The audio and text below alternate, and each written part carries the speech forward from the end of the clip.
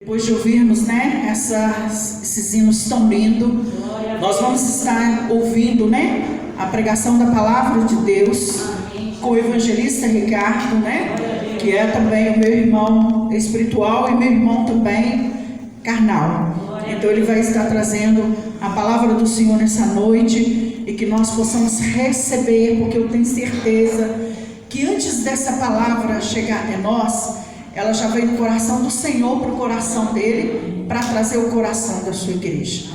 Porque o Senhor sabe o que cada um de nós necessitamos. Então, nós vamos estar ouvindo o que Deus tem para falar com nós. Amém? Que Deus te abençoe em nome do Senhor Jesus. Amém.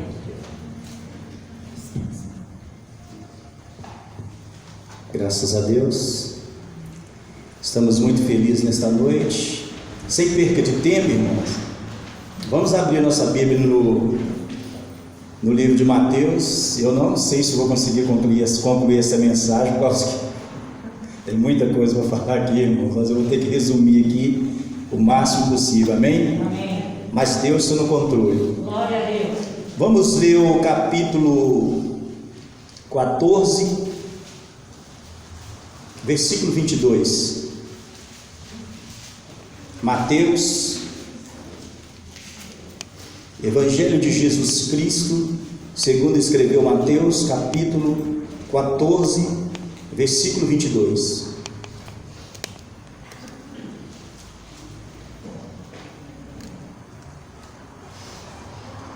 E logo ordenou Jesus que os seus discípulos entrassem no barco e fossem adiante para o outro lado, enquanto despedia a multidão.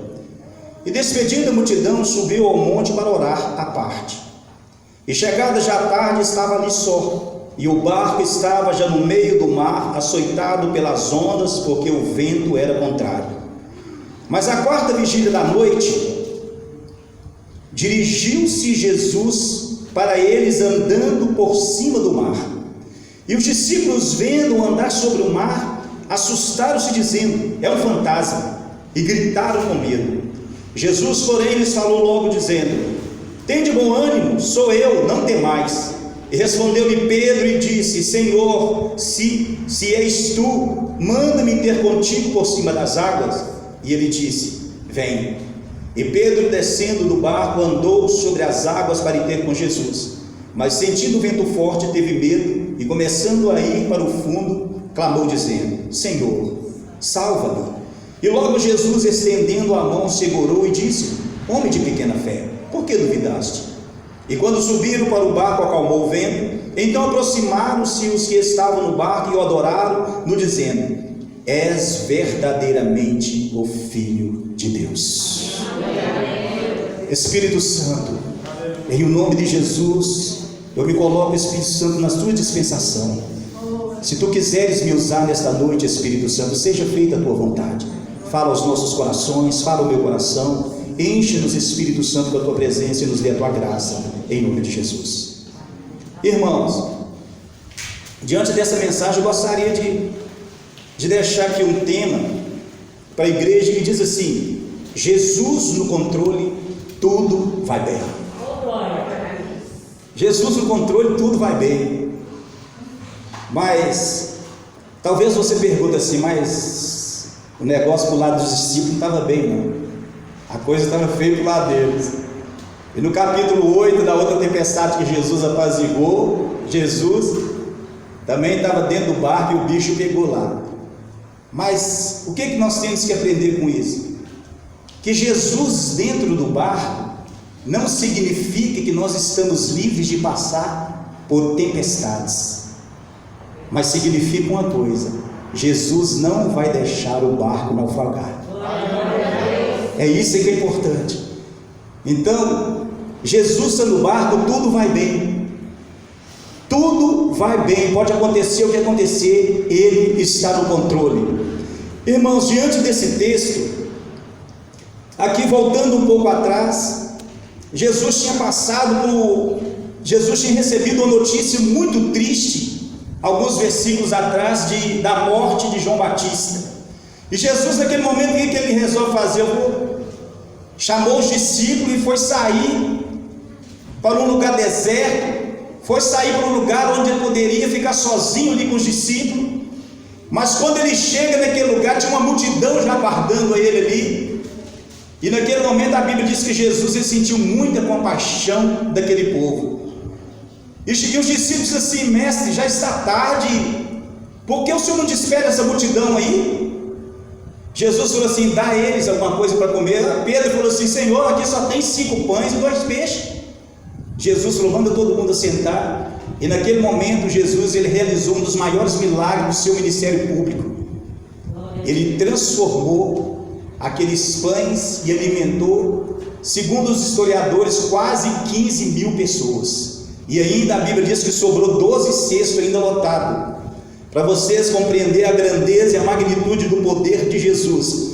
E Jesus naquele momento, o que ele fala para os discípulos? Vou despedir a multidão, entra dentro do barco, vai embora. E os discípulos naquele momento, eles pegam caminho para sair, para ir embora. Eles estavam indo mais ou menos em direção a Cafarnaum. De repente a Bíblia diz que o vento açoitou o barco para o meio, e naquele momento ali, os discípulos foram levados pelo vento.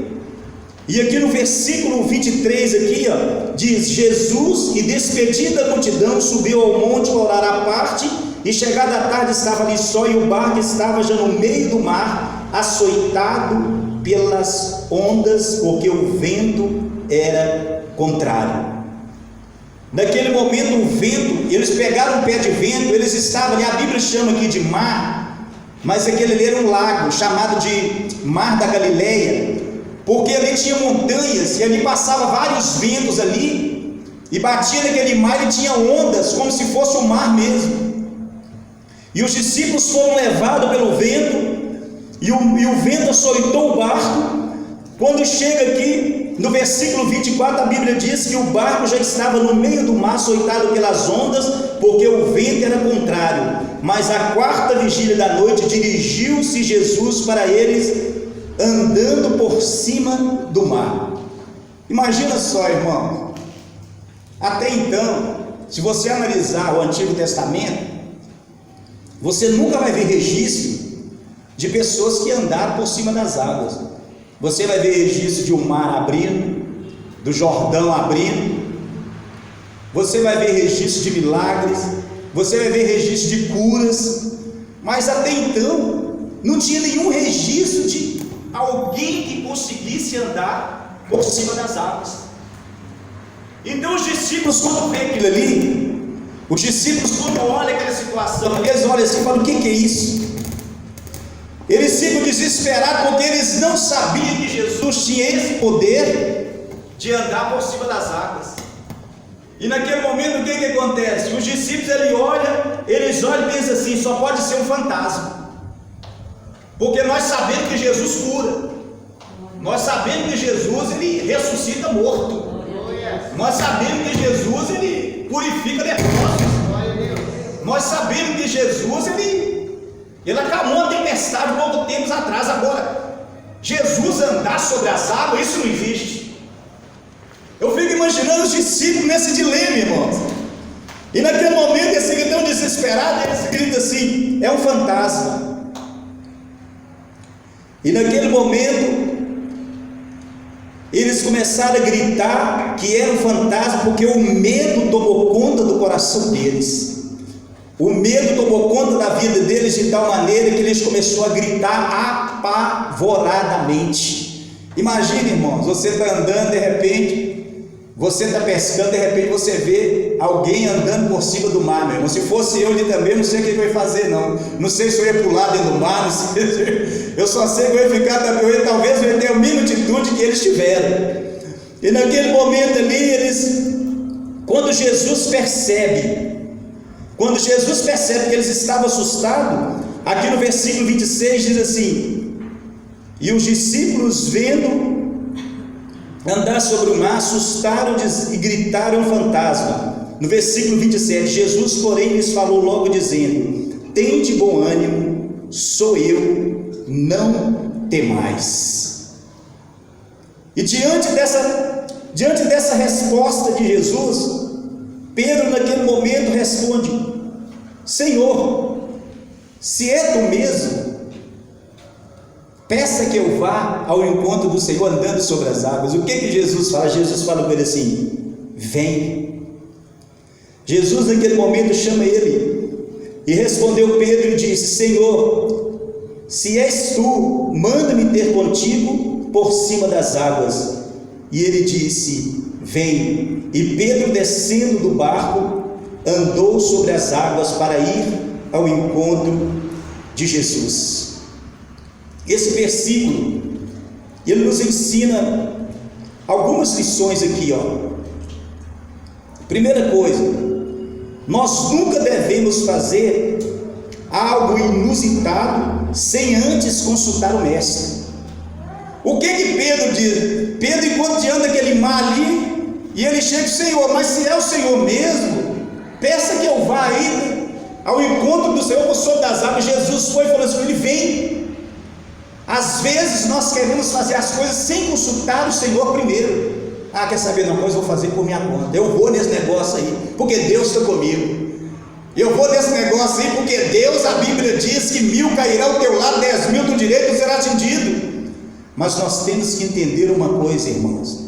Nós temos que consultar o Senhor, se nós podemos ir ou se nós não podemos ir, se nós podemos entrar ou se nós não podemos entrar. Às vezes nós só consultamos a Deus quando nós estamos dentro do problema, quando nós já assumimos o problema, já não tem como sair do problema, aí que nós vamos consultar. Mas Pedro: Senhor, o Senhor está me chamando, está falando que é o Senhor, então deixa eu ir aí, deixa eu andar em cima dessa água para ver se é o Senhor mesmo. Jesus fala: pode vir, Pedro. E Pedro, a Bíblia diz que ele começou a andar por sobre as águas. Outra coisa, nunca, em algumas vezes, sua coragem e ousadia vai te levar a viver experiências que poucos viveram. Todo mundo, irmão, pode falar o que falar de Pedro, mas dos 12 discípulos que estavam no barco, somente ele teve coragem e ousadia de andar por cima das águas. Somente Pedro. Então o que acontece? Algumas vezes a sua ousadia e a sua coragem vai te levar a você a ter experiências que ninguém tiveram, viver experiência que ninguém viveu. Lembra da história de Davi? Todo mundo estava lá querendo lutar com o gigante, mas todo mundo com medo. Saul falou: olha, o gigante levantou, vamos lá, quem aí pode lutar contra ele? Vai ficar livre de impostos, vou dar minha filha para casar, vai ser um cara rico. Isso aqui ninguém queria, irmãos. Estava dando riquezas para quem lutasse contra o gigante Golias, ninguém queria. E quando Davi chega ali, Davi observa que ali tem uma oportunidade para ele adquirir uma experiência que talvez ninguém adquirir: lutar com o gigante. E naquele momento ele chama Saul e fala: eu vou encarar esse cara aí, e eu vou lutar. Mas você não pode. Posso. Eu já lutei com leão, já lutei com urso, e ele vai vir contra mim com espada, mas eu vou contra ele em nome do Senhor dos Exércitos. Você vai para a batalha, meus irmãos, mas você tem que saber em nome de quem que você está indo.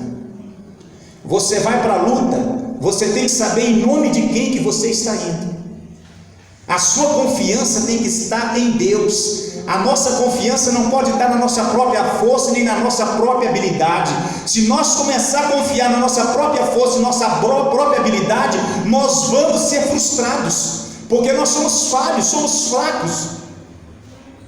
A Bíblia diz que Deus nos escolheu quando nós éramos fracos, quando nós éramos perdidos, quando nós éramos pecadores. Então, meus irmãos, a nossa força, ela vem de Deus. E Davi, ele sabia disso, que a força dele não vinha do próprio braço dele, mas a força dele vinha de Deus. Então é isso, irmão. Apareceu oportunidade, experiência que você vai viver com Deus, mas saiba no nome de quem que você está indo. Versículo 30 diz assim: mas sentindo o vento forte, teve medo e começou a ir para o fundo. Aqui está falando que naquele momento Pedro, ele começou a sentir que o vento estava forte, e quando ele começa a sentir, ele começa a afundar. Porque existe algumas razões porque Pedro começou a afundar. Primeiro, Porque Pedro, naquele momento, ele tirou os olhos de Jesus. Quando nós tiramos os olhos de Jesus, o que acontece? Nós temos que olhar para outro lugar ou para outra circunstância. Enquanto você está olhando para Jesus, você está focado naquele que pode todas as coisas, naquele que sabe de todas as coisas, naquele que pode te livrar de todas as coisas. Mas quando você perde o foco, quando você olha, meus irmãos, para a circunstância, o que vai acontecer? Você vai começar a afundar. Você vai começar a passar por situações difíceis. Você vai começar a passar por situações desesperadoras, por causa de que a nossa vitória está conosco quando nós estamos olhando para Jesus. A Bíblia diz: olhai para Jesus, que é o autor e consumador da sua fé. Jesus é que é o autor e consumador da tua fé. A tua fé, ela só tem efeito quando você está olhando para Jesus. Quando você olha para a circunstância, aquilo ali, meu irmão, vai fazer você afundar. Foi o que aconteceu com Pedro. Imagina o desespero. Todo mundo olha para o cara batendo palma e dizer: Pedro andando sobre as águas, que maravilha. Eu fico imaginando, meus irmãos, Pedro andando e olhando assim, falando: eu estou andando, Jesus, que maravilha. Imagina a sensação, irmão, andando sobre as águas. De repente, meus irmãos, os discípulos estão lá no barco e vê Pedro afundando. Meu Deus do céu, Pedro está afundando, e agora? Jesus, misericórdia, o homem está afundando. Por causa de quê? Por causa que Pedro deixou de olhar para Jesus. Segunda coisa, os sentimentos de Pedro enganou. Aqui diz que ele sentindo. Sentimento, sentir. Sentir significa o quê? Perceber alguma coisa através de sentidos e sentimentos. Quantas vezes os nossos sentimentos já nos enganaram? Não é, irmão? Quantas vezes? Estou sentindo que esse negócio é de Deus. Eu estou sentindo que esse negócio vai dar certo. Eu estou sentindo que agora eu vou chegar lá. Eu estou sentindo que essa mesmo. Não tem jeito. Eu olhei, bati o olho, meu coração palpitou. Eu senti. Deus nos chamou não para nós andar por sentimento, mas Ele nos chamou para nós andar por fé. Deus não te chamou para você andar por sentimento, porque os nossos sentimentos podem nos enganar, meus irmãos. Nós não andamos pelo que sentimos, nós andamos por fé. Nós andamos, meus irmãos, não pelo que sentimos, nós andamos baseado nas Escrituras. As Escrituras diz, meus irmãos, as Escrituras falam que você pode, as Escrituras dizem que você consegue, mas não vai, meus irmãos, baseado no seu sentimento, porque a Bíblia diz que o nosso coração ele é enganoso. Já aconteceu com você, irmão? Você falou: meu Deus do céu, eu achei que esse negócio era tudo para dar certo, eu me enganei. Nunca aconteceu isso com vocês, não só comigo. Estou achando que eu me enganei. Eu achei que parecia que era, parecia sim, eu vi. É isso, irmãos. Esteja com os seus olhos fixos em Cristo. Terceiro, Pedro sentiu medo. E o que o medo faz? O medo ele tem poder, sabia? O medo, primeira coisa que o medo faz, o medo ele faz você perder a linha de raciocínio. Quando você está numa situação desesperadora, você perde a linha de raciocínio. Meus irmãos, e eu posso dizer para vocês que eu sei o que Pedro estava passando, porque eu quase morri afogado na lagoa da Petrobras. Afundei 2 vezes. Na terceira vez que eu afundei, que eu ia para baixo, eles me puxaram. Mas eu vi, meus irmãos, a morte sussurrando nos meus ouvidos e dizendo: eu vou te levar. Meus irmãos, morrer afogado é a coisa mais desesperadora que existe. Você afundando para dentro da água e bebendo água, e gritando, pedindo socorro, pedindo misericórdia, e ninguém chegando para te socorrer. Eu fico imaginando Pedro ali afundando, dizendo: meu Deus, Jesus, e agora o que eu vou fazer? Eu estou afundando, Senhor. Imagina o desespero do homem, irmão. Naquele momento, Primeira coisa, nós perdemos a linha de raciocínio, nós não sabemos o que fazer, estamos afundando. Você olha para um lado, água, você olha para o outro, água, você olha para o outro, água, você olha para o outro, não tem ninguém para te socorrer. Outra coisa, o medo faz você perder a capacidade de tomar a decisão certa. Eu nunca vi uma pessoa com medo tomar a decisão certa, naquele desespero, porque o medo causa desespero. Imagina só o discípulo vendo Jesus andando sobre as águas e achando que é um fantasma. Eu fico imaginando, eles querem pular. Não, vou pular desse barco. Misericórdia. Eu vou pular desse barco, eu estou vendo fantasma. Aqui, então Pedro, ele olha e diz para Jesus: Senhor, socorre-me. Ele começa a pedir socorro para Jesus, porque ele começou a afundar e dizendo: Senhor, salva-me. Irmãos, o que nós temos que aprender com essa atitude de Pedro aqui? Nós entendemos aqui, irmãos, que muitas vezes nós estamos diante de tanta dificuldade, mas nós não temos a capacidade de pedir o Senhor para salvar. Nós queremos sair pela nossa própria habilidade, nós queremos sair pelos nossos próprios recursos. Não, eu consigo, eu vou sair daqui, eu sou bom, eu vou sair daqui, porque quando eu chegar lá em cima eu vou receber um troféu de honra ao mérito. Nós não estamos aqui, irmãos, para isso. Nós estamos apoiados não na nossa própria justiça, nós não estamos apoiados não na nossa própria habilidade, nós estamos apoiados na justiça de Cristo. Se você ficar, meu irmão, confiando na sua própria justiça, você irá se perder, você irá se afundar, você irá se afastar da presença do Senhor. Então, meus irmãos, o que nós temos que aprender é isso.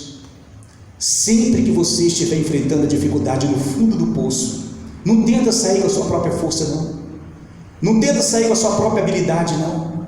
Lembra que você tem um Deus, lembra que você tem um Senhor e Ele vai te socorrer se você clamar por Ele. Jeremias disse: clamais a mim, responder-te-ei, anunciar-te-ei coisas grandes e firmes que não sabes. Quando você clama, o cego de Jericó clamou e recebeu a bênção, meus irmãos. Clame por Ele, clama de dia, clama de noite, clama a qualquer hora, Ele está te ouvindo. A Bíblia diz que os ouvidos deles não estão agravados para que não possam nos ouvir, e nem as mãos dele encolhidas para que não possam nos salvar. Amém? Para finalizar, eu gostaria de ler um texto aqui, para os irmãos entenderem a grandeza. Capítulo 8 de Mateus.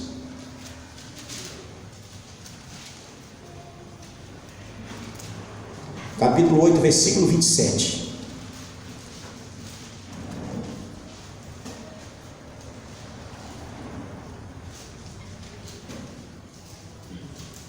Olha, para os irmãos entender a grandeza, como que a Bíblia existe uma harmonia. Olha o que ele diz, versículo 27. E aqueles homens se maravilharam, dizendo: que homem é este, que até os ventos e o mar lhe obedecem? Aqui eles não sabiam que homem era este. Eles estavam com Jesus, mas não sabiam quem é Ele. Eles estavam com Jesus, mas não tinha certeza de quem era Ele. Eles ainda não sabiam que Ele era o Filho de Deus. Agora, olha o que diz no capítulo 14. Olha a expressão deles. Então, versículo 33, capítulo 14, versículo 33. Então aproximaram-se os que estavam no barco e o adoraram, dizendo: és verdadeiramente o Filho de Deus. Lá atrás eles não tinham certeza, mas é que eles falam: esse aí verdadeiramente é o Filho de Deus. Jesus, meus irmãos, Ele é o Filho de Deus. Ele veio para te salvar, Ele veio para te curar, para te libertar. Jesus, Ele veio para transformar a sua vida. As pessoas, muitos não acreditavam que Ele era o Filho de Deus, Muitas pessoas diziam que ele não era o Filho de Deus, muitas pessoas pensavam que ele não era o Filho de Deus, mas Jesus, ele disse: eu sou o que sou. Jesus, ele é o eu sou. Lá no livro de Êxodo 3,14, quando Moisés chegou ali: Senhor, como é que eu vou falar para aquele povo? Deus disse assim para Moisés: diz para eles, Moisés, eu sou o que sou, enviou-vos a vós outros. Quando Deus diz que ele é o que é, está dizendo que ele é o Deus autoexistente. Você e eu, todos nós dependemos de alguém para viver. Nós não temos capacidade de viver por nós mesmos. Deus é o único que pode viver, por ele é o Deus autoexistente. Todos nós dependemos de Deus. O universo depende de Deus para sobreviver, o homem depende de Deus para sobreviver, a natureza depende de Deus para sobreviver. Meus irmãos, todo ser que respira depende de Deus para sobreviver, mas Deus depende apenas dele. Por isso, só Deus pode dizer que ele é o que ele é. Amém? Graças a Deus. Louvado seja o nome do Senhor. Que essa palavra possa falar no teu coração mais e mais, em nome de Jesus. Amém? Volta para cá.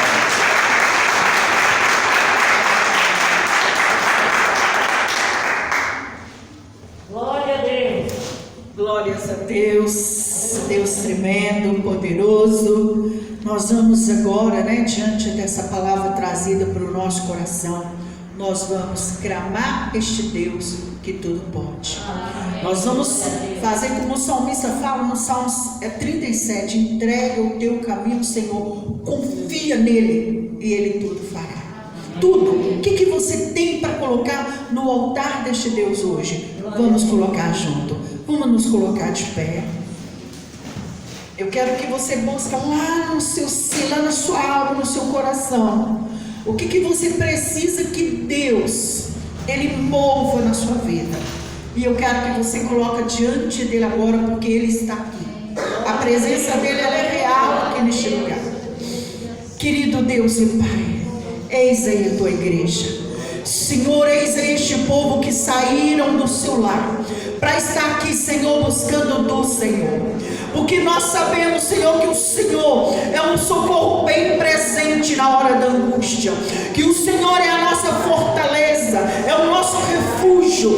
Então, querido Deus, nós entramos perante a tua presença, diante dessa palavra que foi trazida nessa noite, e nós levamos diante do Senhor a nossa necessidade. Nós colocamos agora perante o teu altar, Senhor, Deus querido, a necessidade de cada um, o que cada um nessa noite, Pai, está vivendo, está necessitando de uma resposta do Senhor. Assim como o Senhor tomou Pedro pela mão e o ergueu,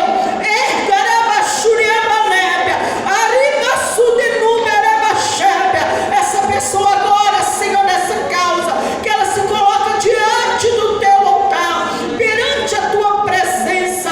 Nós sabemos que tu és o Deus que pode e está presente aqui neste lugar, Pai de amor. Oh Deus querido, ansiamos, oh Pai, a cada manhã, a cada instante, vai querendo promover das tuas mãos, oh Pai, nas nossas causas, porque sabemos, oh Pai, que tantas são, Senhor, as dificuldades enfrentadas, mas que sozinho não podemos vencer. Mas quando o Senhor, Pai amado, entra na batalha, não há batalha perdida, não há causa perdida.